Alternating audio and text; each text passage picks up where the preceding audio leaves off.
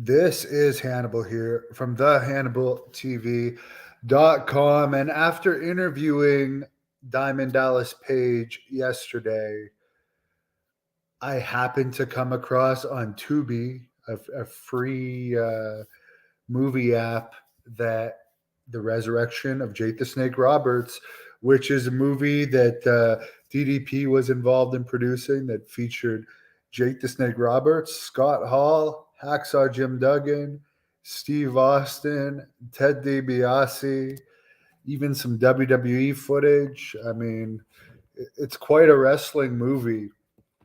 And I'm surprised I didn't see it till now. It came out in 2015. And this is about the resurrection of Jake Roberts. We know that it's actually incredible he's still alive. You know, you really never know when people are going to die. Like Lanny Poffo, who supposedly lived pretty clean, dying this year, much younger than Jake the Snake, who has lived a far from clean life since like a very young age, and he's still going. But anyways, I've interviewed Jake, and I like him. He's been very good every time I've met him. Met him several times, and I used to watch him as a kid. I didn't know the full story, of course. I'd known about his and Scott Hall's association with DDP for a while. At first, I thought it was all a work, and I didn't understand the benefits you could have from doing yoga physically and mentally. But I do now. But of course, this had more to do with getting Jake off drugs and alcohol. They start by picking him up, Dallas and his associate. They go to Gainesville, Texas, where I've actually wrestled before and been victorious. It's actually a nice town. They go to pick up Jake, who I guess was living there at the time, and they show a house where Dallas's assistant says he was expecting a fancier house. It wasn't a bad house, and it looked like it was on a big property. That type of house with the horrible real estate market we have in Canada here would be like $1 million house, because our here you can it's like 700,000 for a townhouse in Ontario these days.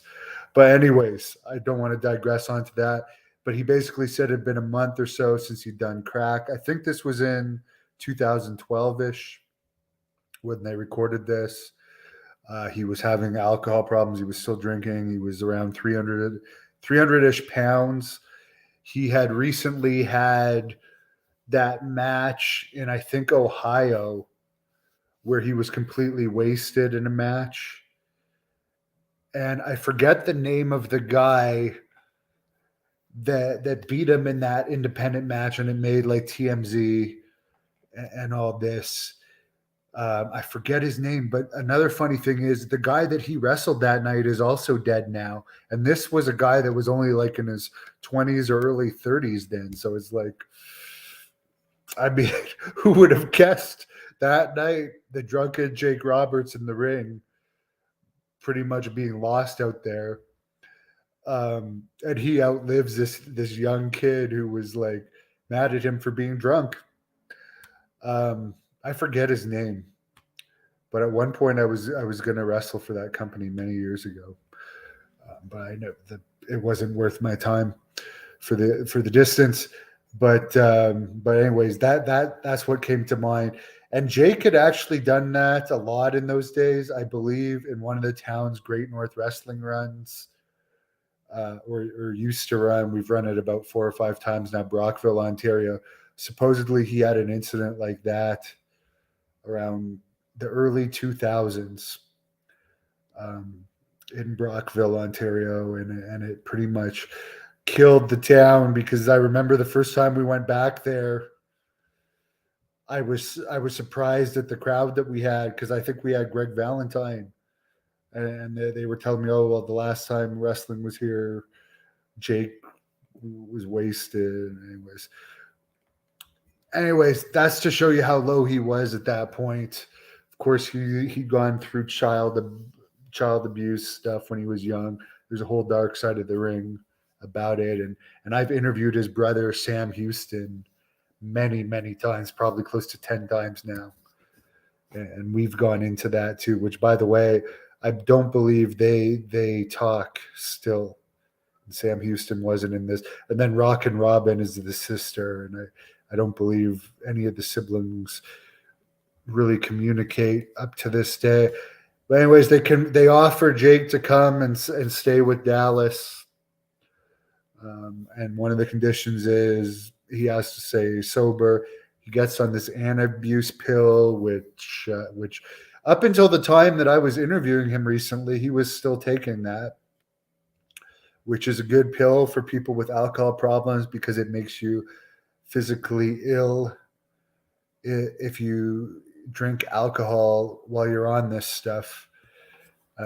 At one point, there was famously a scene in WWE where they had, I believe it was Austin or something, pour alcohol on Scott Hall, and he was on this pill at that time, and this was in the early 2000s when the NWO had come to WWE, and the beer that was getting poured on him actually caused him to start getting violently ill.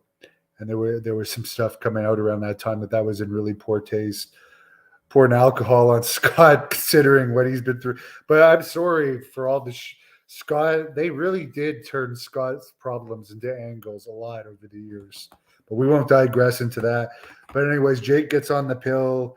He tries to do yoga. And the thing about this pill is I think you have to be off it for about 2 weeks, maybe even more than that, depending on how long you've been taking it, for like the side effects to stop. But at one point he relapses. They go to pick him up in an airport, and he's trying to say that he's only had 2 or 3 beers. And Dallas is like, I used to work in the bar industry. Like, that's how they met. He talked about it in the interview I just did with Dallas yesterday. I mean, he knows when someone's had 2 or 3 beers or not. And then there's a time when Dallas goes away, and supposedly Jake also relapses.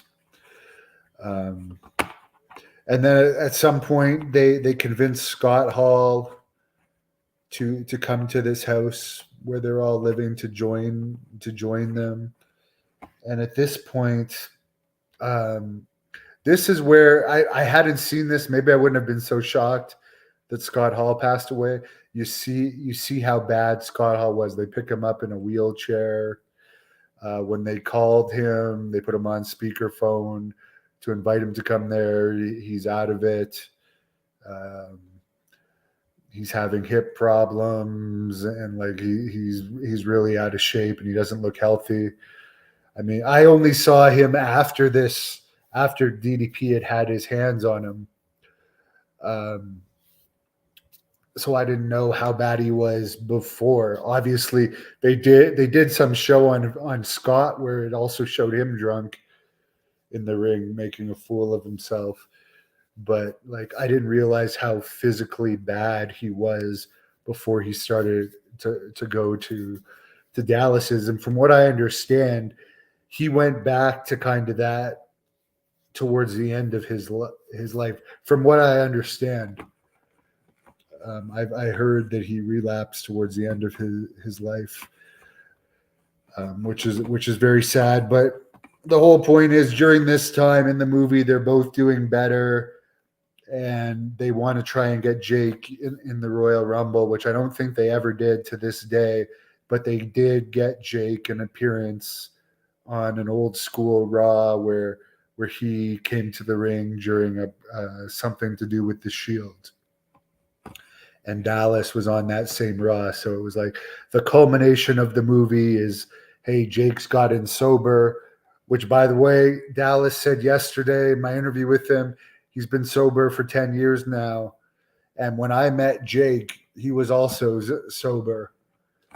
I not only did I was around him that day, and I think I was bouncing at the comedy club he was working at that night. and I didn't see him drink. I knew that he smoked weed at that time, and he made the joke, "Come on, you gotta give me something." And weed is legal in Canada now, and I mean it doesn't destroy people like alcohol does. So good for Jake. Congratulations to him. I'm really happy that Tony Khan has taken such good care of Jake too, because towards the end of this documentary, it's showing that Jake is going back wrestling again. And really, do we want to see Jake having to still wrestle at this age to earn a living? So now, thankfully, he still does autograph appearances, but he's been under AEW contract. He's one of the guys they don't use much, but he's been under AEW contract since its inception. Maybe they should use him more and ask him opinions on booking more, but who am I to say? And of course, Scott Hall, it's tragic, his end. I think that hit all of us hard because it's like, oh my God, now this guy was a big part of our childhood and he didn't seem that old and he's dead. Oh my God, we're all getting old. I think that's why it hit so hard. I think Scott Hall may have been the wrestler's death that bothered me the most, even though I'd only done one interview with him, just because I really didn't expect him to pass away.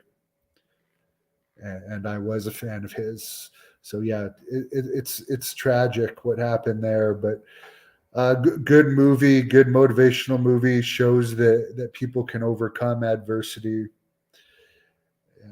and thank God that those guys got help, and Scott Hall probably got years added on to his life from his help doing that, and DDP and Jake are still going strong, of course. Good to see you too, Tom. Anyways, I'd recommend watching it if you're a wrestling fan.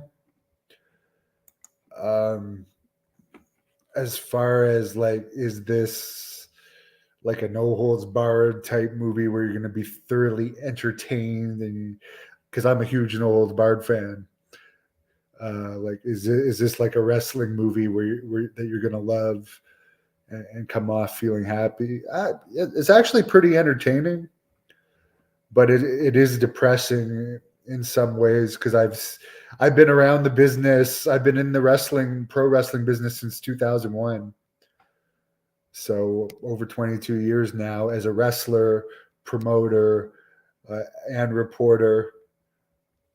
And I've seen there's a lot of people that don't have help.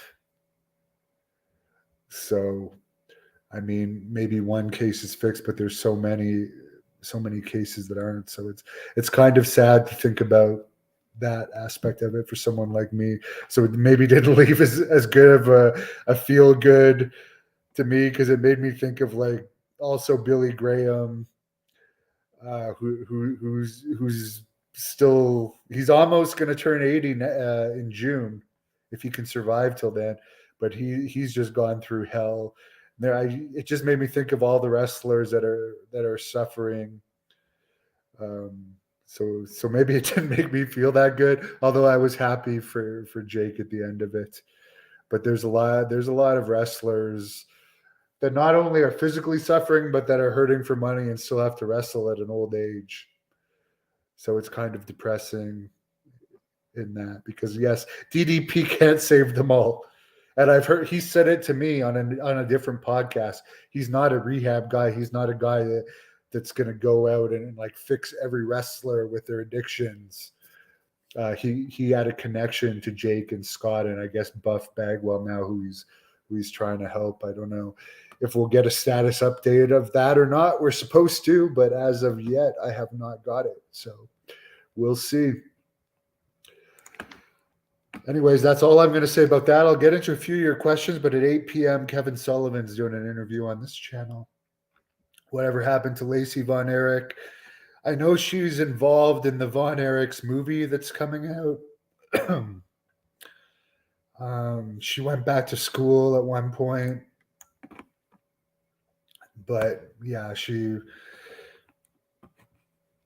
moved on. she was done with wrestling anyway. She got brought back in, and sadly, it didn't work out very well. The whole situation with her coming back. We mended our fences from our little issues we had. I wish her nothing but the best. I like her. I still think she's hilarious. She's my favorite comedian. My throat is getting dry here. I'm not going to go on much longer. AW founder got to interview Jake, Supernova Comic Con a few years ago. Got an elevation while talking about being sober. Yes. Yeah, well, he deserves it to last this long. And really, we would have, like, we've seen the Scott Hall relapses on camera. Everyone has camera phones now. We haven't seen the Jake one, so congratulations to him. God, congratulations. That's it. That's inspirational. I am impressed by that. And especially with alcohol, where you're constantly seeing ads for, and if you're appearing at wrestling shows where people are drinking and stuff, the temptations are always there. So good for Jake. Wish him the best, and that's all I'm going to say on this. I have many interviews with Dallas on this channel, not just from me, but from John Paz, and there's one with Rick Bassman and Boss Rutan interviewing him, along with Butterbean. And Jake the Snake was one of my most popular shoot interviews. Maybe the Honky Tonk Man, I know him and Jake have real heat. Maybe he doesn't want to do another interview with me because I interviewed Jake and he's mad at me about that. Who knows? But that's too bad, because my Honky Tonk Man one almost has 4 million views, which is, I think, the all-time record for views on a shoot interview. Have a nice night, everybody. Stay tuned for Kevin Sullivan live on this channel. Thank you for watching the Hannibal TV. Please like this video if you enjoyed it and click the